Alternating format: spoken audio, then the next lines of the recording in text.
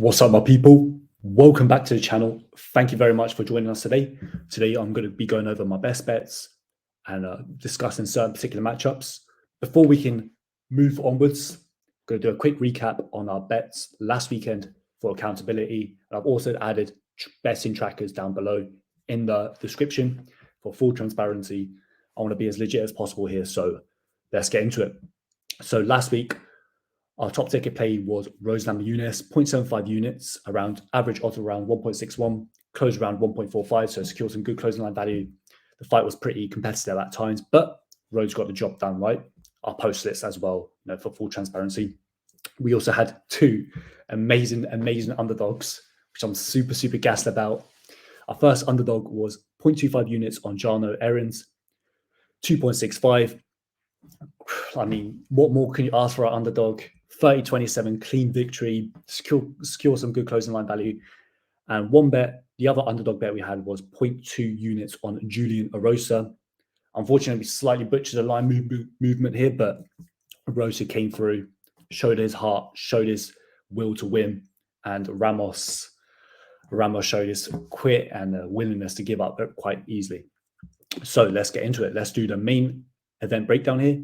Erin Blanchfield versus Manon Fiorot. This is a very high level fight. I'm actually really excited for this fight. I think it's going to be quite a competitive fight. Erin Blanchfield, she's going to come forward, put the pressure. She's going to want to grapple here. I don't see her, even though her boxing's improving, her striking's improving, her main skill set is grappling. And once she gets on top of you, she takes you down to the mat. She can be quite devastating from there.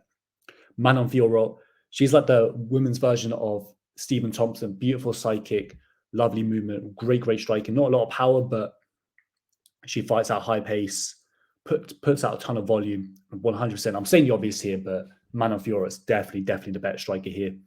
So striker versus grappler. I think this is a pretty tricky fight to predict, actually. So I know a lot of money's coming on Erin Blanchfield. I can see why.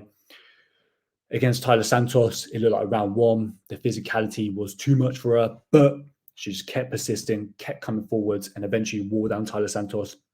I think she's going to need to come up with a similar game plan here, because I do believe Manon Fiorot is a lot more physically imposing. She's a lot bigger. She almost looks like a weight class above, so I do wonder if the physicality is going to play a factor, but the relentlessness, I can't even speak.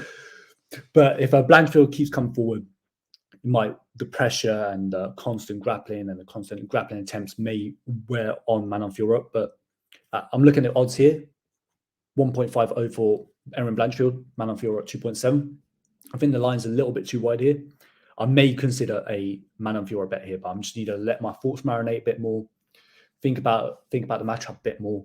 But this is a fight that I'm very big on. But at the same time, I think Erin Blanchfield is incredible. I'm not really looking to fade and bet against really high quality fighters here. So if I do bet Manon Fiorot, it's going to be a very small wager, probably like 0.25 units max, because at the end of the day, bruv, I'm not in the business of fading really good fighters, and Erin Blanchfield's got potential to be a future champ at some point.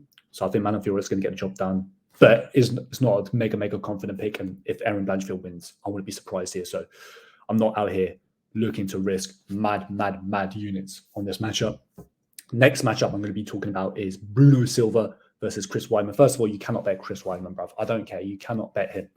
He's coming off a devastating leg injury.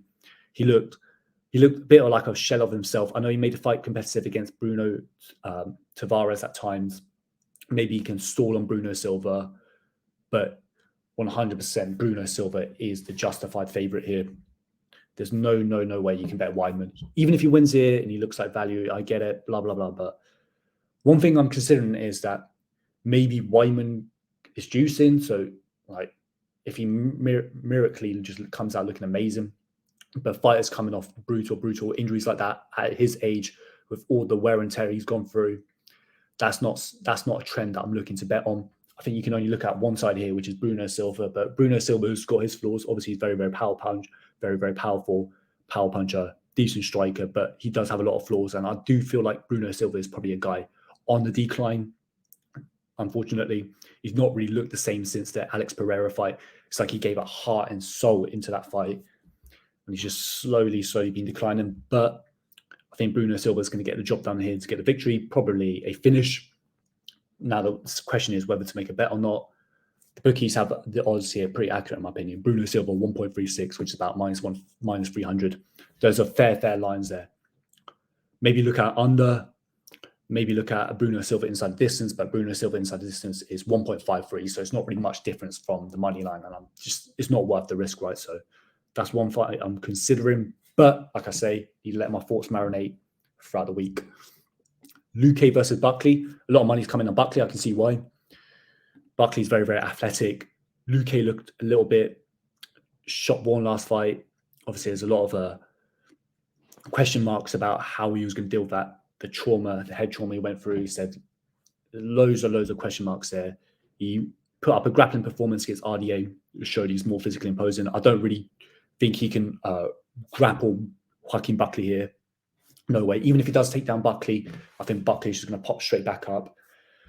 And from a striking perspective, I have to favour Luque here. I just think he's the more tighter, cleaner fighter.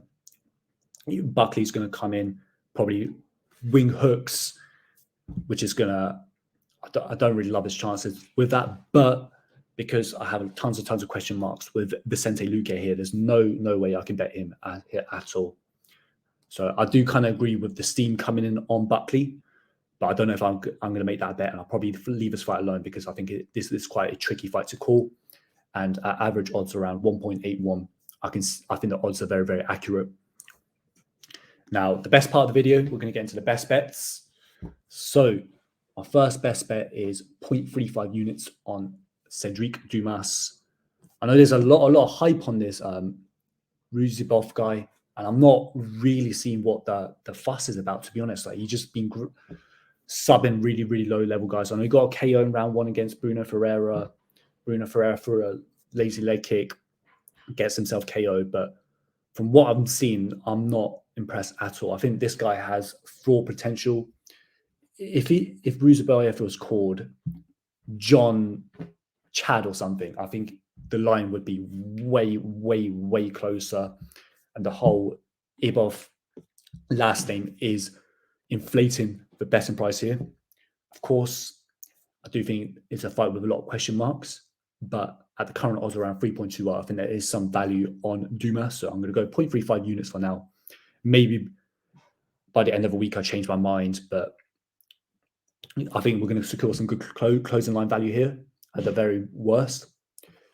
Also have 0.5 units on Melissa Gatto, another fight that I need to let my thoughts marinate throughout the week. I think Melissa Gatto is just a lot bigger, a lot more physically imposing. She's fought a high level competition. She looks a weight class above of Dudakova. I think Dudakova is moving up in weight class here, and I can definitely see it. I think round 1 is going to be quite competitive, but as the fight goes on to round 2, round 3, I think Gatto is going to end up winning those rounds. And I think the physicality could play a big factor in this particular matchup. So yeah, another tricky fight to call, but at the moment I am leaning towards Melissa Gatto. Anyways, thank you for tuning in, guys. Really appreciate it. Gonna post more content here, and more breakdown videos are coming throughout the week. If you have any questions, any queries about particular matchups, please let me know down below. I'd be more than happy to chat with you guys. Good luck.